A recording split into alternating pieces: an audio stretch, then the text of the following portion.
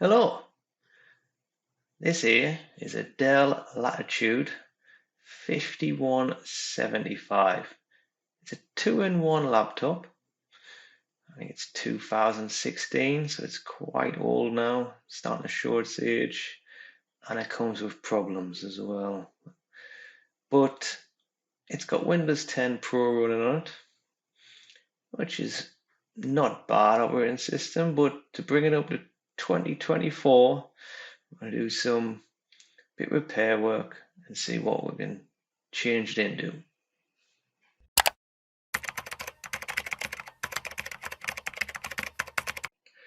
You can see the specs on the screen. It's got an Intel Core M5 processor. It's not a bad processor, this, for just doing tasks as office work, computer and homework, watching YouTube, watching streaming media. It's the 8 gig version. There is a 4 gig version, which I wouldn't recommend. Full touchscreen. Display is full HD. And the UK price for a second-hand one, anything from £80 to £100. And if that comes with a keyboard, then it is a really good deal. Like I say, this is 2016, so it does show a lot of wear on this. If you could get a really good condition one, it would be great. But it is still usable. I've got ports on the side, speakers, volume rocker, SD card as well. Keyboard, nice clicky keyboard. It's also a power bank, this, but I think it needs a new battery in here. But what is the great thing about this compared to, say, a Surface Pro, I can access all the internals without taking the screen off going that way, without even using a screwdriver. You can just click the back cover off. And then I've got everything there. Certain things I can change, the battery. I can change also the storage, Wi-Fi card, but I also repair virtually everything in here and replace it if it was damaged. Next is the boot up times. This is before I've done any work on this, and it does take quite a long time. I've speeded this video up. It comes in at 36 seconds. As I've said, it's running Windows 10 Pro. So I'm going to change that to update it to something like Windows 11. Running Task Manager on here.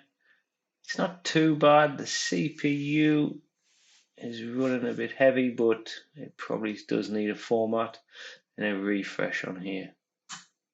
Running the diagnosis, it does come up with faults, and the major one being is the battery. It's had its time. It doesn't hold any charge anymore now.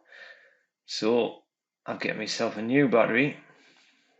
I hope it fits. It's not a Dell one, but reading the reviews on it, it says it should be no problem. So it'll just be a case of unclipping the back again, which I've done, and it's got 6 screws that we need to take out to disconnect this battery. I've speeded the video up, but it's quite easy. 6 screws, and then very carefully just disconnect the connection cable, and hopefully it'll be the same size as the one I have bought.